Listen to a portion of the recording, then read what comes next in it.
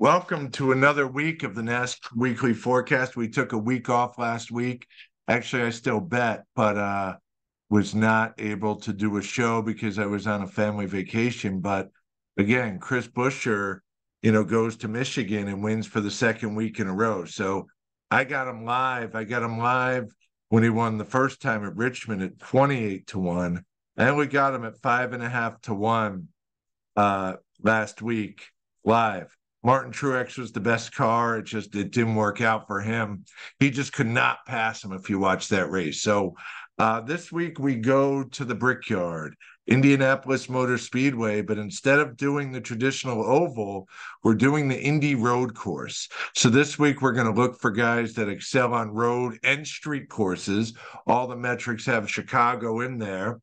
The guy who won Chicago in his first NASCAR race, Shane Van Gisbergen, is back, as is another Aussie who rides in that car series named Brody Kostecki. So again, I've seen Van Gisbergen at 11-1. I've also seen him at 5-1 in places. I wouldn't touch him. I mean, yeah, he won that race in Chicago, but the race was cut short. It was a different pitch strategy. Yeah, he had a fast car, but now we're on a road course, not a street course. And there's guys who have just excelled at this race after race. As you'll see in the metrics, teams, there's common themes. Teams that have done good race after race. Not as much manufacturers as teams you were looking at. So that's kind of what we're looking to do this week. So it's going to be on NBC. So there's 3 races left until we get to the playoffs. There's this week, there's Watkins Glen, which is another road course. And then there is Daytona, which is a super speedway. So if you look at it, super speedway racing and betting is the hardest and least predictable. Road course racing is, I don't know, I've had success at it.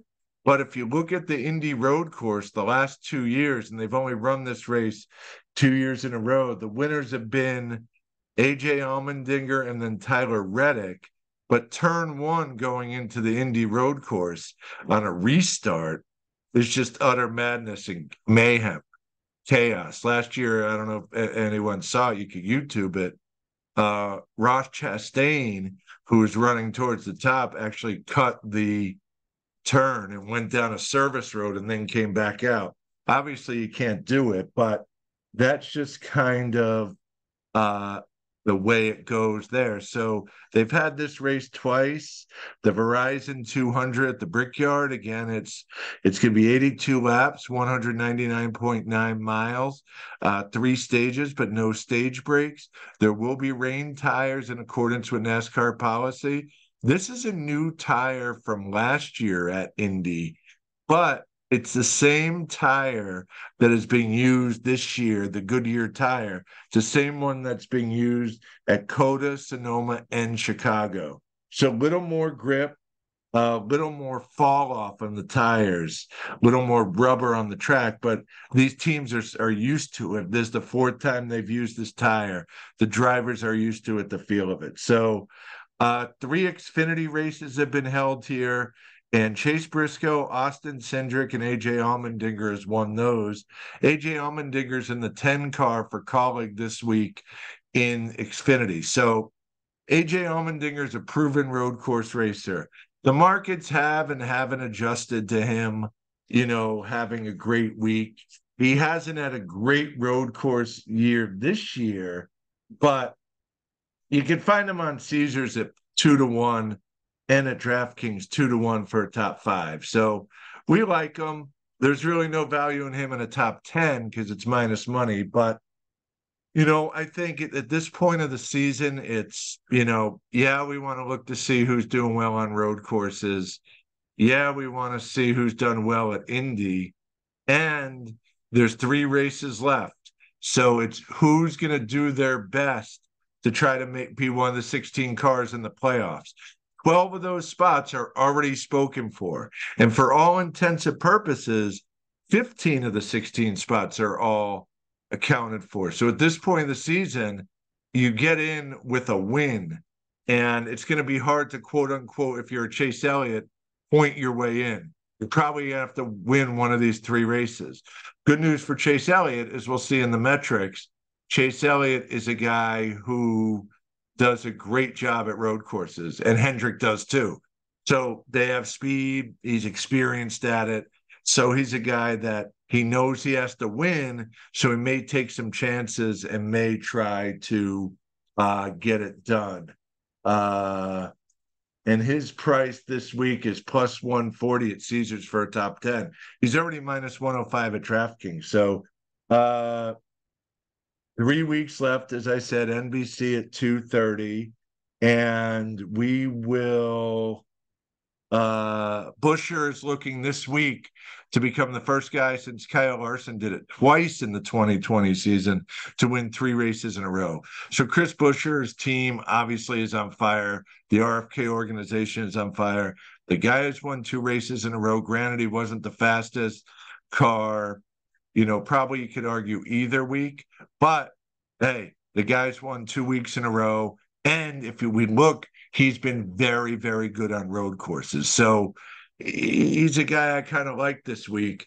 But again, what comes up must come down. That's true in any kind of sports, any kind of gambling. And that could be the case this week with Chris Buescher. So we're going to get going this week, just a little market watch, in terms of the odds.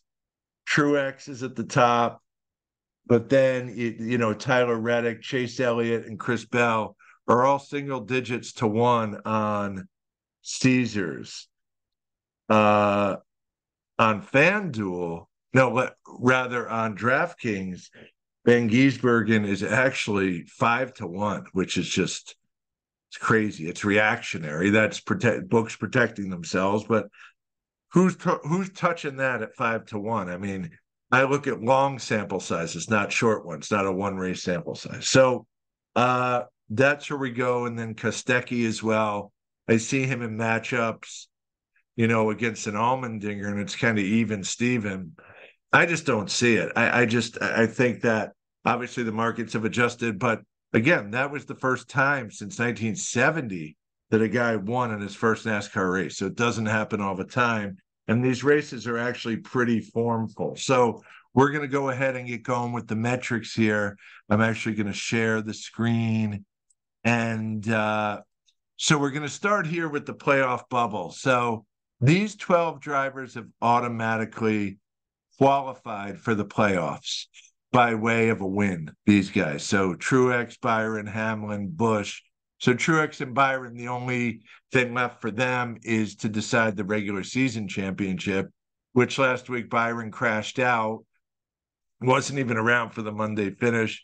Truex is a pretty good shot at getting that. Larson, Chastain, Bell, Buescher, Reddick, Blaney, Logano, and then our Indy 500 winner, Ricky Stenhouse Jr., are all in the playoffs. Harvick, Keselowski, and Wallace are guys that should be in, but this is where it gets interesting. Right now, Ty Gibbs is the last man in if the season ended today. Michael McDowell is at a great season. Daniel Suarez, who was in the playoffs last year, AJ Allmendinger, Alex Bowman, who's a playoff regular, Austin Cindric, who's been in the playoffs. Of course, he's won races. And then Chase Elliott's always in the playoffs. Chase Elliott's low down on the list. So if you look at it, these guys, with the exception of probably Gibbs and McDowell and maybe Suarez, AJ Allmendinger, Alex Bowman, Austin Cindric, and Chase Elliott probably have to win a race to get in. Now, if 2 of those guys win a race, then the bubble shifts. And those guys in on points, Harvick, Keselowski, and Wallace, one of them may be, the odd man looking out. So the 12, again, driver intent, car intent, team intent here is super important. So Chase Elliott obviously is going to try his best to win this race or run well. AJ Allmendinger, the same thing. He's won at this track twice, once in Cup, one in Xfinity. There's been 5 races around this Grand Prix, quote unquote, layout. He's won 2 of them. And if you look at his average finish, it's pretty darn good. So, and he's had speed. So And then Alex Bowman is a guy who just hasn't had a great year. So we'll see.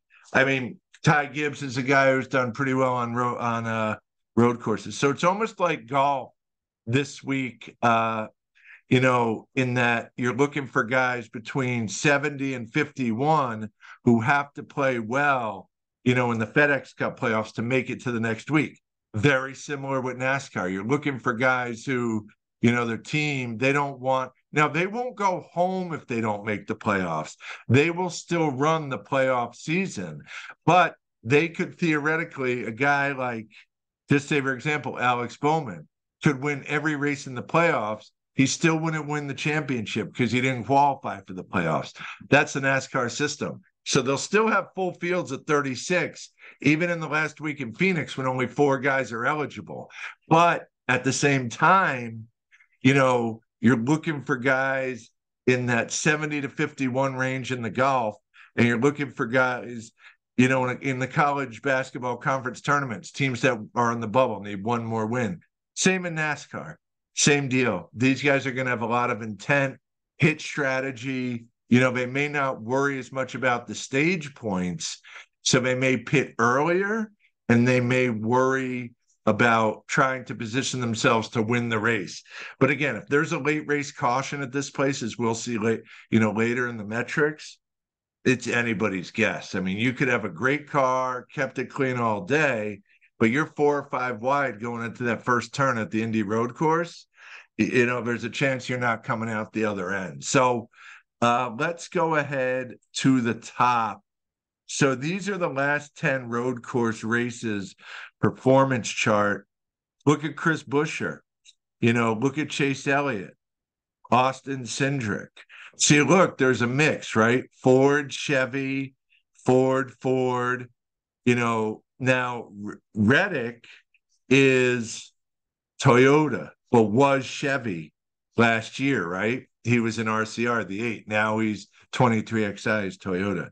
Chris Bell, Toyota. Kyle Larson, Chevy.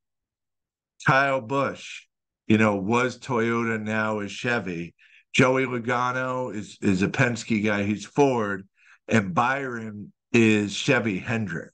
So you look, there's 3 of the 4 Hendrick guys are on this list, right? So their team and their organization has gotten the hang of this setup. Austin Cindric is a guy that's done well. Michael McDowell is a guy, and the markets really haven't adjusted. Michael McDowell is a guy we'd love this week at a top 10 at a plus number. I'd lock that in now. Michael McDowell and Chris Buescher. Again, I mean, not only is he the hottest driver in the series, but look at his performance on road courses. 9 top 10s in the last 10 races. And then the last 5, 5 top 10s. Chase has been good. Kyle Busch has been good. Michael McDowell, Logano, Larson, AJ Allmendinger. Justin Haley is up there because he had that second. Now I'm in golf terms, solo second.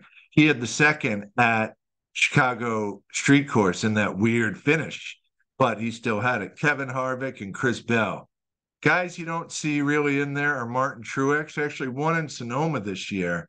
But at that short of a number, I just don't trust Truex to get it done, this year. If you look at it, Toyotas have not fared super well on road courses yet. 2 of the 3 winners of the road course races this year have been Toyotas. But if you look at the top 10, in the first road course race, which was COTA, I believe 7 of the top 10 were Chevys. 6 of the top 10 were Chevys, at Sonoma. And then, of course, a Chevy Trackhouse Racing, Shane Van Gisbergen won. So Toyotas haven't actually performed that well in terms of, big picture results. Yeah, they've won, but if you look, I mean, the last 5, Martin Truex isn't even on this list, right? And he's leading the series. He's won a road course race this year. His team just, Joe Gibbs Racing, if you look at it, Just that, like Denny Hamlin's another guy, right? I mean, Ryan Blaney, is a guy who's just nowhere to be found on here. So I really think that, RFK and in particular Chris Buescher, I mean, they have done great on road courses. Hendrick's been really good. And then you'll see we'll take a flyer kind of with Trackhouse Racing. Here's a performance metric, which you really like. So last 2 races at the Indy road course, look at the laps led. Tyler Reddick the most, then Larson. Harvick's led a lot of races, but a lot of laps, but just hasn't had the finishes to show for it. Chris Bell, Blaney, Briscoe. Briscoe's a guy who's not even, I mean, yeah, he could win a race this year, but he's been nowhere close to it as far as setup. That Stewart-Haas team. Chase Elliott, AJ Allmendinger, Todd Gilliland, and Brad Keselowski. Now we're going to look at some speed stuff.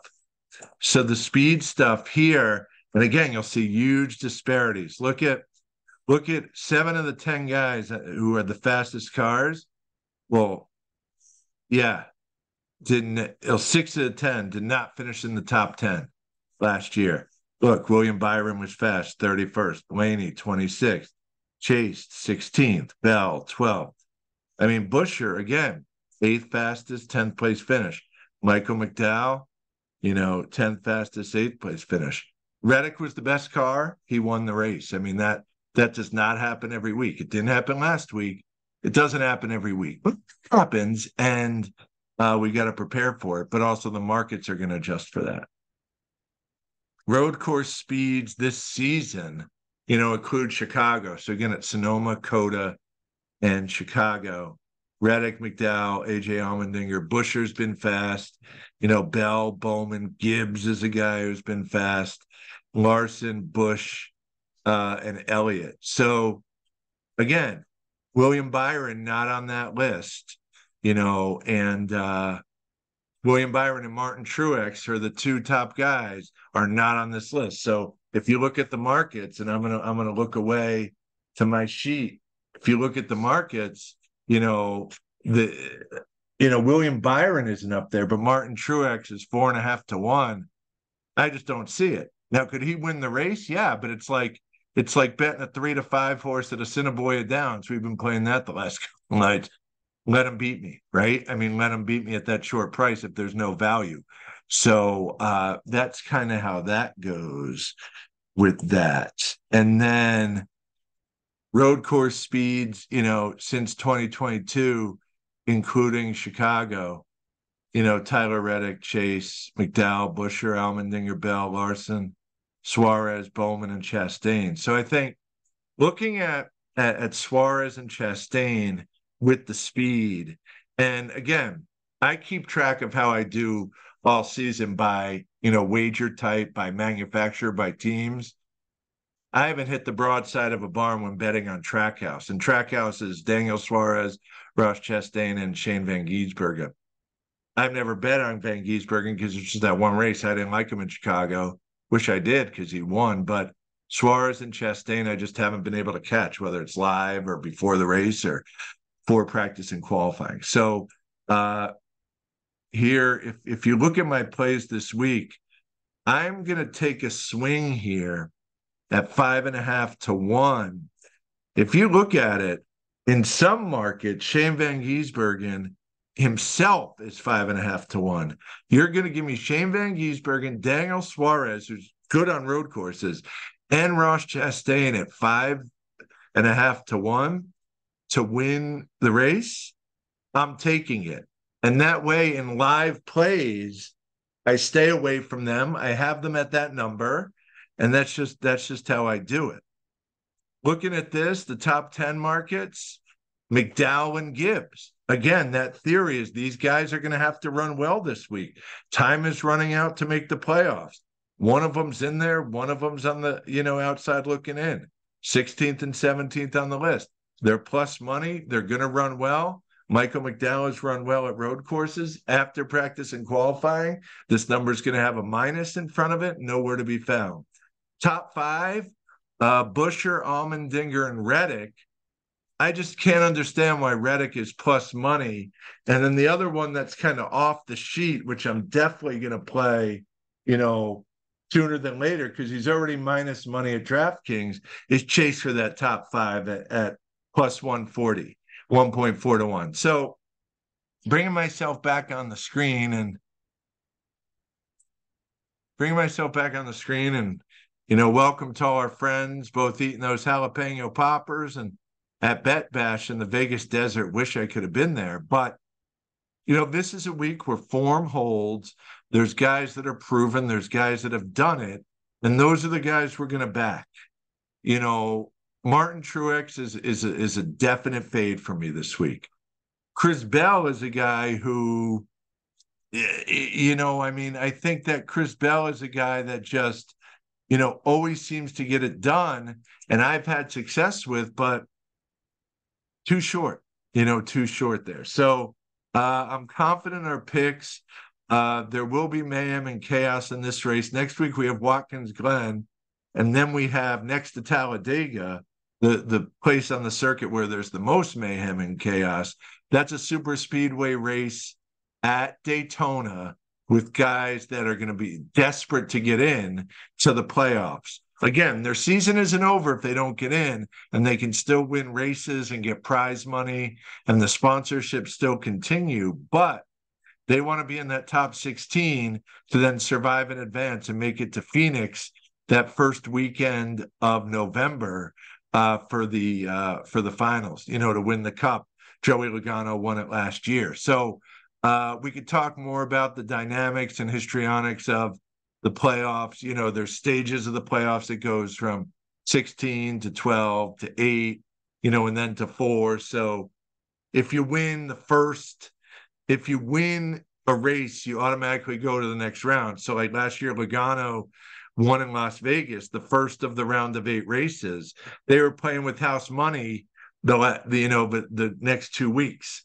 They didn't have to, they were already in the Final Four. So that's the thing. I mean, their driver intent, mind reading, what these teams are going to do, what these drivers are going to do is important. And I think this week, it's almost that you look at that playoff picture, you see who's on the cut line, or you see who has to win.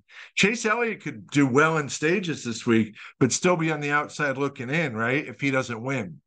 Good at road courses, good at the Glen next week, and then Daytona. So this race is unpredictable, but it's fun. It's one of 3 races NBC has and not USA because it's Indy, it's the Brickyard, right? It's recognizable to motor racing fans, motorsports fans. So great week in motorsports talking about that. You have the Knoxville Nationals, which I know Kyle Larson is a part of. That's in Knoxville, Iowa. Great spot, town of 8,000 people, but people come from all over the world for that. Larson actually on Monday, just an aside, and then we'll get going, ran in Michigan, the completion of that rain-shortened race, then got on a plane and flew to Oskaloosa, Iowa to run, in a race, the Front Row Challenge in Oskaloosa to support that race. Now, conspiracy theorists would say it was on Flow Sports and not Dirt Vision, and he likes Flow Sports. He wanted to help them out. But the unique part about that race is the top 8 guys in qualifying, the way they determine who gets the pole is they do a foot race on the dirt track. So Larson, after driving all day, had to, run essentially on a dirt track, 100-yard dash. So we digress, but a great week of motorsports, and Indy is Sunday. Great race, road course racing, and we'll just look to hone in on those, high percentage guys that do well. You go back and rewind and look at the performance rankings, and speed the last 5. That's kind of what I'm taking into account. All right. Good luck to everybody, and cash some tickets.